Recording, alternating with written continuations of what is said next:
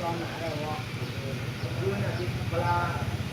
เอาแล้วเอาแล้วคือเอาแล้วพอคนละหมาดกินเลยพอละหมาดเขาก็ต้องหน้าดีที่ดีมากระวังนะอัตยาด้วยนะอัตยาเนี่ยมึงนี่นะมากครับแล้วเรียกมันส่วนนะเอาอย่างนี้จะหมดนะไม่แต่นั่นแหละที่เรียกเป็นนะผมอ่ะ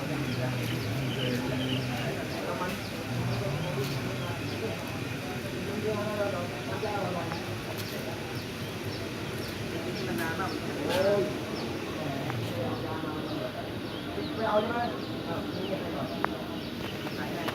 ไม่ต้องขายอ่ะไปลองก่อนเอาแบบเยี่ยเลยหมดแล้วจะได้นี่เอาผมไม่คิดนะอย่างนี้จะเอายังไงล่ะนี่เดียวเนี่ยเอาไงไปยังได้นี่